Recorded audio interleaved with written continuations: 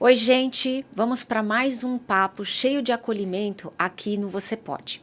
Hoje a gente vai conversar sobre os desafios e as superações de quem enfrenta a fase adulta com TEA. Para isso, a gente recebe a Maria Duarte, minha gerente e parceira no trabalho, que vai compartilhar um pouco da caminhada dela ao lado do filho. Maria Duarte é gerente comercial de uma multinacional e mãe do Ricardo, seu único filho, diagnosticado com TEA aos 3 anos de idade. Desde então, Maria tem enfrentado os desafios do autismo com determinação, buscando informações e investindo em alternativas como esportes e dieta natural e lidando com os altos e baixos que as diferentes fases da vida trazem, como a inclusão no mercado de trabalho e o preconceito ainda presente. Então, já se ajeita aí e vem com a gente nesse bate-papo cheio de troca e aprendizado. Eu agradeço a oportunidade, Cassandra. Muito importante estar falando um pouco desse assunto, né, que faz parte da minha vida e faz parte da realidade de muitas famílias, né? Eu que agradeço por você estar aqui. A gente convive tanto tempo junto. Eu acompanho a sua história, sei, a gente troca muita figurinha com relação a isso. Então, primeiramente, muito obrigada, Má, por você compartilhar isso. É um assunto tão importante na vida da gente, então eu só tenho que agradecer mesmo. E da Eu que próxima vez a gente agradeço. tem que trazer Ricardinho aqui para a ele. gente conhecer, né? Um Ô, Má, rapaz. deixa eu te fazer uma pergunta. A primeira pergunta, né? Quando você descobriu o diagnóstico, com que idade, a gente falou que 3 anos, mas como é que foi esse processo para você? Em primeiro lugar, Ricardo foi um menino muito aguardado, né? Uma criança que eu queria muito. E, assim, eu sempre sonhei em ser mãe de um menino, né? Assim, acho lindo, menina, mas eu sou meio, assim, gosto de bicicleta, gosto de esporte. Eu não me via muito como mãe de menina, né? Então, eu sonhei, Ricardo, o tempo todo menino, super feliz quando a gente soube que era menino.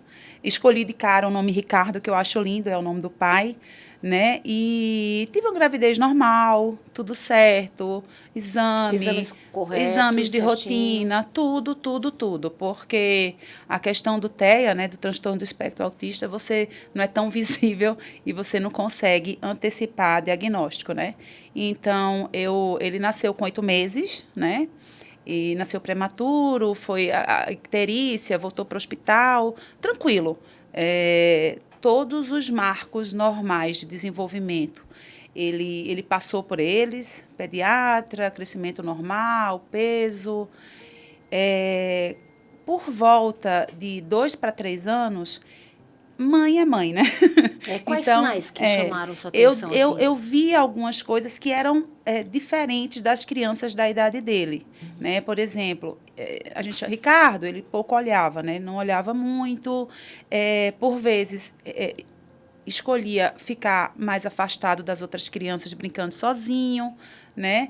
Mas falou mamãe, falou papai, e eu notei que ele não conversava como outras crianças da idade dele, E né? nesse momento que você começou a notar, o que passou na sua cabeça e no seu coração? O que você sentiu? Cassandra, a gente leva para o pediatra, leva para os médicos normais de rotina.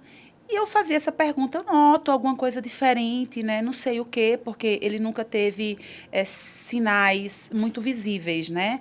Um menino amoroso, abraçava, existem alguns estigmas com relação ao TEA, né? Não é amoroso, muito pelo contrário, cada caso é um caso e ele sempre foi muito amoroso. Mas eu notava, né? Os profissionais, não, você está imaginando coisa, vamos esperar. Demorou um pouco a falar tudo. Mamãe, papai, as primeiras palavras sempre foram normais, mas eu percebia e eu sabia, mas A gente todo sente, não mundo, tem jeito. né, A não, gente não sente. bota na escolinha que passa, né? Enfim, foi dessa forma.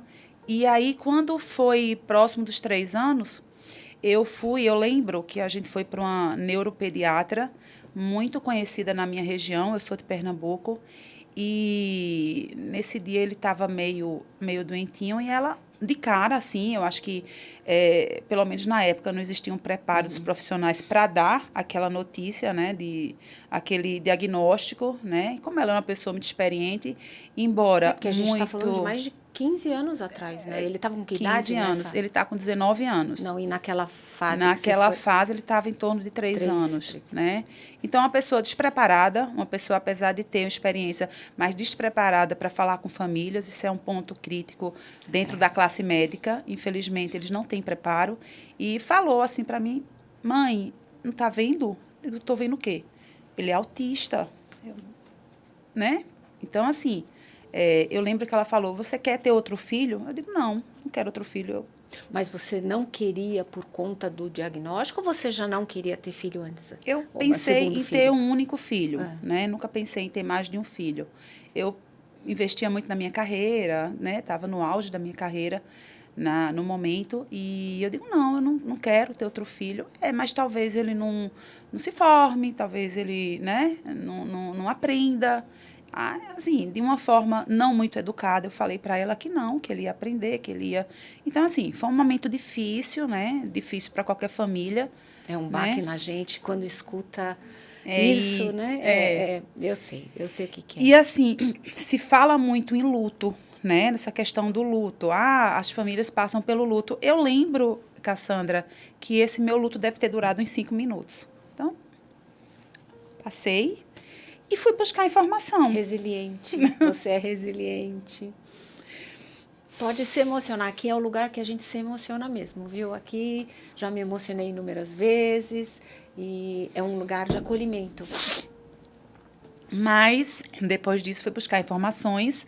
Ricardo, ele é o meu único filho, primeiro neto, primeiro filho de... Eu e mais 3 irmãos, né? São 2 meninas e um rapaz. E ele foi o primeiro neto, o primeiro sobrinho. E por falar em família, como foi a família? Qual foi a reação também da família? Te apoiou? Como é que foi isso? Sempre, Cassandra. Eu tenho uma família muito unida. Eu sou muito unida com meus irmãos, muito unida com Eu já não tenho mais meu pai, mas sempre a gente foi muito junto e ninguém entendia nada do assunto. O que sabia do autismo, né? É o que a gente via em filme, em alguma reportagem. Era, na verdade, uma coisa muito distante da nossa realidade, né? Então, como família, a gente sempre ficou muito próximo. E eu digo que se não fosse minha família, meus irmãos, eu nem estava aqui. Eu sei. Te apoio muito, né, Maria? Te apoio muito, né? Eu percebo quando você fala da sua família, o apoio que eles dão, porque você, mãe, atípica e trabalhar da forma que eu te conheço muito bem, Sim. Não é fácil.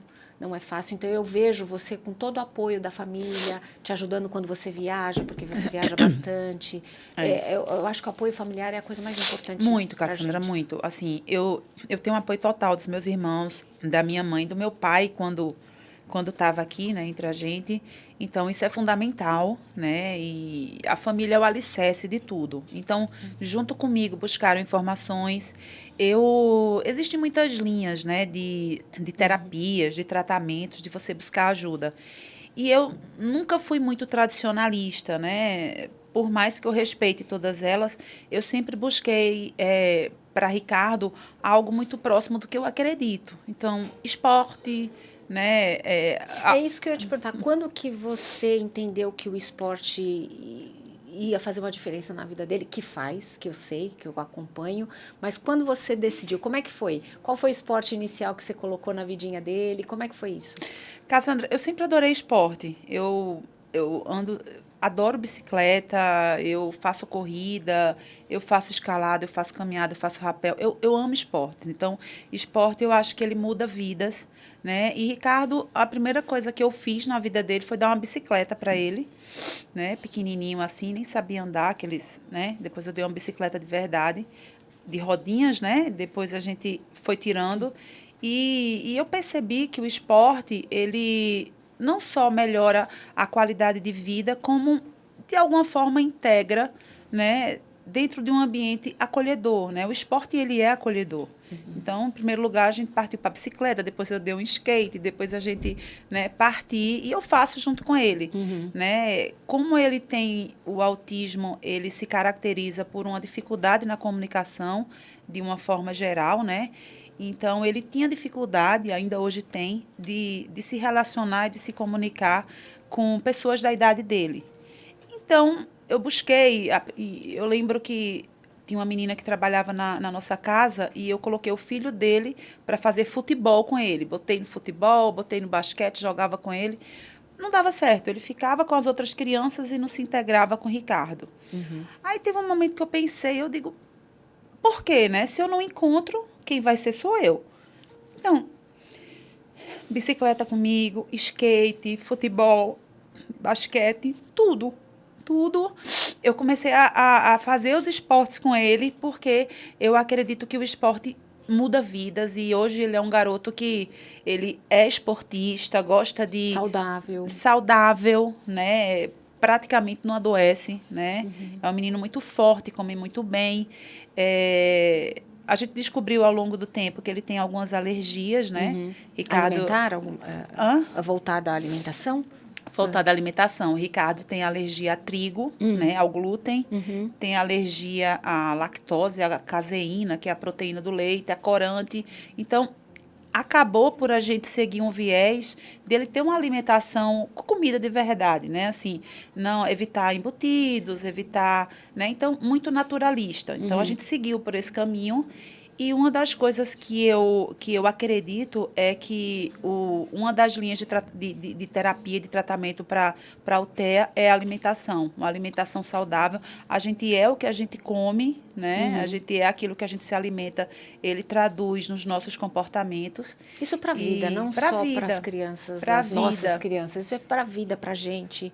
Pra alimentação é tudo. Eu sei o quanto você preza por isso. Prezo, e assim, Cassandra, ele é um menino super saudável. Eu tenho uma irmã que é nutricionista, né? E é um dos anjos da guarda. Gêmea? Não. É a outra. Ela tem uma irmã gêmea. Eu tenho irmã gêmea igualzinha a mim, né?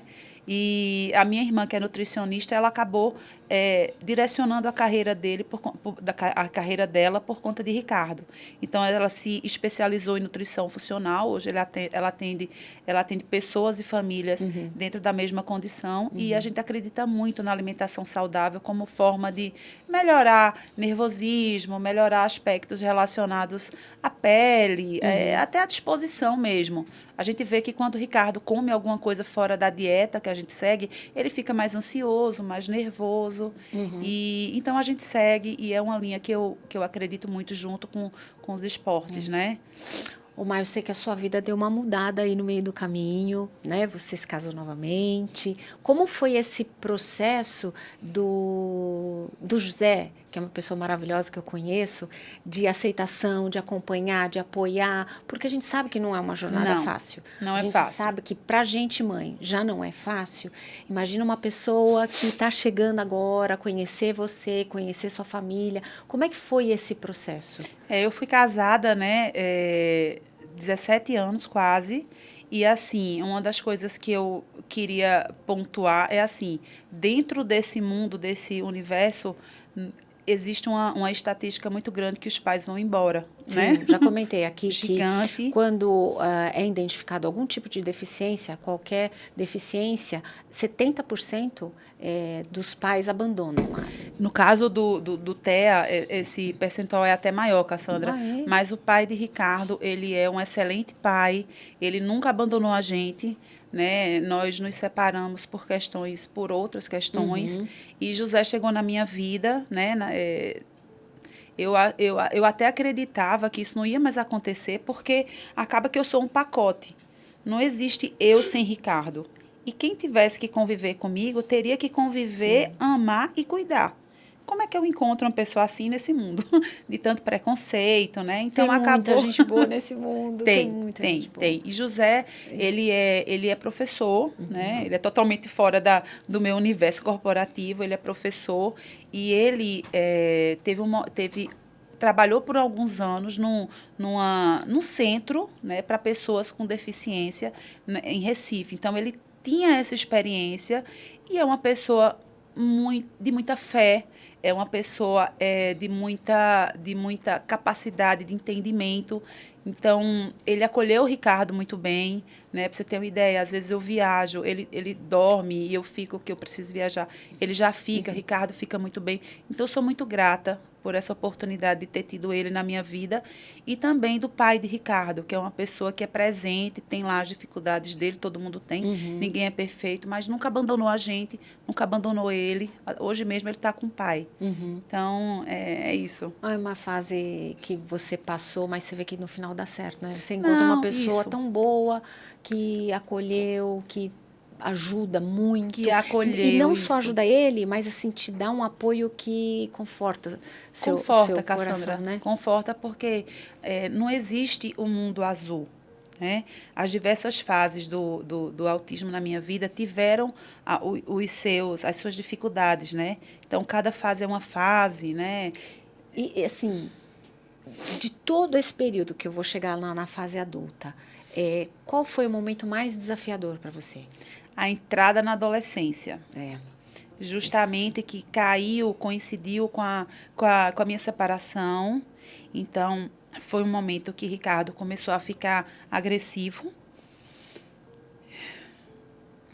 comigo. Mas você compartilha comigo isso e eu sei o quanto é difícil. Aliás, eu imagino, porque só quem tá sabe o que é, né? E assim, gente, Cassandra, com o resto do mundo, Ricardo sempre foi amoroso. É um garoto, assim, que se chegar em qualquer ambiente, ele é muito simpático, ele gosta de abraçar, gosta de beijar, tenta da maneira dele se comunicar. Mas nesse período, que coincidiu com a separação e com a adolescência, ele ficou muito agressivo só comigo. Só comigo, com mais ninguém, né? E, assim, eu até agradeço por isso, né? Porque, imagina, né? Ninguém tem a paciência que a mãe tem, né? Então, graças a Deus, a gente buscou ajuda nesse período. Passamos por esse período, né? 16 para 17 anos foi quando começou. É porque não é só a questão de ele ser agressivo com você, vem toda uma bagagem dele estar maior, né? Dele ter mais força. Então, essa também é a preocupação, Isso. né? Então, assim, eu sempre fui muito esportista e eu entendo que eu sou uma pessoa que eu tenho muita força, mas ele é muito grande. Maior do que eu. O Ricardo hoje está com 1 m e eu tenho 1,70 m, ele deve estar quase com 1,80 m. Então, ele é forte. Então, ele realmente me machucava. E, assim, difícil, porque quem eu mais amo na vida é, assim, ele é minha vida, né? E a gente passar por esse momento e a gente sabendo que não é culpa dele. Não. Ali não é uma coisa que ele faz voluntariamente, né? Mas, assim, eu sempre... E nesse momento, no que você se apega? É fé? O que ajuda para você? Porque, como você falou, não é algo que ele tem consciência do que esteja acontecendo, mas a gente é de carne e osso. Então, assim, nesse momento, no que você se apega? Você tenta controlá-lo, ok, mas assim, dentro de você, como que você segura a onda? Cassandra, eu sou uma pessoa de muita fé. Eu tenho muita fé em Deus, eu sou muito devota de Nossa Senhora, né? Assim, aqui o tecinho que eu ando com ele. Então, eu sempre acho que, eu vejo que aquilo vai passar, que aquilo é um momento, que tudo na vida passa. Eu sempre aprendi isso.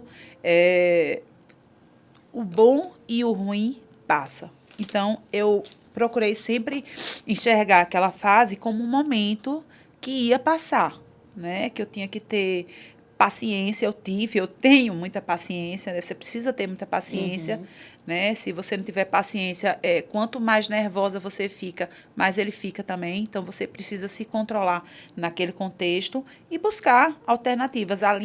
O conjunto de pessoas que me apoiam é importantíssimo, minha família, as pessoas que convivem comigo e conhecem ele.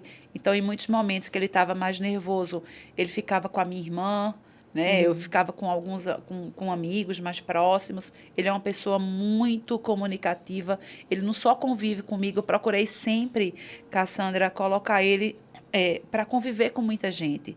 O autismo tem uma questão das restrições, né? Aquele comportamento restritivo para alguns ambientes. Ah, só vai por aquele caminho. Eu fazia o contrário. Eu digo, não, você não vai por esse caminho. A gente vai por 10 caminhos diferentes. Eu né? acho que tem um protocolo, mas cada caso é um caso. Cada caso é um caso. Família é uma família, cada criação é uma criação, cada cultura é uma crença. A gente tem que também levar em consideração Exatamente, isso. exatamente. Muitas famílias, e eu até entendo, não gostam de sair, porque às vezes eles não têm um comportamento adequado. Pelo contrário, eu ia com ele para todo lugar, até hoje eu vou. Né? Ele é um garoto que vai para restaurante, que vai para praça, que vai para a igreja, que vai... Né? Eu boto ele numa fila do banco, porque ele precisa aprender a ter paciência de esperar. Né? Andar de bicicleta. Eu ando no meio da rua mesmo com ele. Até o povo, Maria, tu é louca. Mas eu coloco ele nas vias mais complicadas mesmo, entregar a Deus, porque ele precisa saber lidar. E quando eu não tiver mais aqui, né? Então, esse é um tema... É uma coisa que... difícil da nossa partida. Mas, Omar, deixa eu te fazer uma pergunta. A criança com alguma limitação, a sociedade, as pessoas, tem uma visão. Quando a gente vai para a fase adulta, é outra coisa. Conta um pouquinho dessa transição da criança para o adulto, que eu deduzo que seja muito mais difícil. Muito difícil, Cassandra. A quantidade de diagnósticos para o TEA, ela hoje está muito maior. Né? Pela estatística da Organização Mundial de Saúde, a gente, de cada nascimento, de cada 44, 1 para 44, né? A cada 44 nascimentos, uma criança nasce dentro do espectro autista. Então, isso, da época que Ricardo nasceu, há 19 anos atrás, aumentou demais. E existe uma projeção que isso chegue a 1 para 36, 33 nascimentos. Então, quando é criança, né, quando ele está naquela fase de criança, existem muitas clínicas, uma atenção muito dada para essa criança, para esse garoto até uns 10, 12 anos. Quando vai crescendo, parece que eles não existem mais. Então, Ricardo agora acabou o ensino médio, né? Não tem mais escola para ele. E a minha maior preocupação, ele é um garoto ativo, ele é um garoto que... Né, o que é que se faz nesse momento, né, que eles vão crescendo? Não existe ainda. O que existe são iniciativas de pais, né, que realmente seguem buscando os direitos dos filhos. A gente tem várias iniciativas em Pernambuco. Eu tenho uma ação que é Acreditar na Educação, que é de uma amiga e profissional, Ana Cláudia Albuquerque, que ela tem um filho da idade de Ricardo, acompanhei o crescimento dele. Instituto Dimitri também, que é também de uma mãe. Então, são iniciativas de mães para buscar inserir esse adolescente para a fase adulta. Mas não do Estado, não do governo. Não. A lei, por exemplo, de PCD nas empresas, eu não sei, até uma questão, a gente sabe dessa lei, mas eu vejo mais voltada para outros tipos de deficiência, seja visual, auditiva ou física, mas e o TEA? Pois é. Ainda é muito... A gente não tem tantas possibilidades. O TEA, ele tem os níveis os graus, né? É o espectro, é uma coisa muito... Não existe um igual ao outro. Então, você tem o nível de suporte 1, nível de suporte 2 e nível de suporte 3.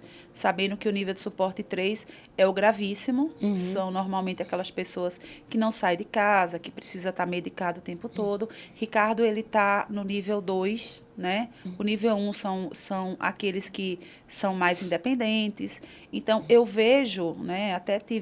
Eu atendo o Nordeste na empresa que eu trabalho, e eu tive em Fortaleza e eu encontrei um garoto com um transtorno, ele é atendente de um hotel que eu fiquei.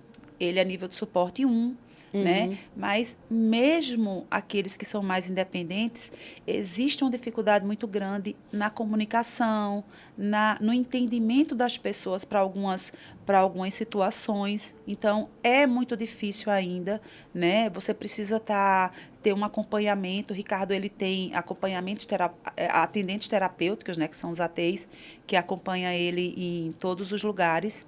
Então, essa questão da imersão no mercado de trabalho ainda tem muito o que ser melhorado para a sociedade como um todo. Eu sinto muito, lamento muito por viver isso daí, saber que não tem apoio.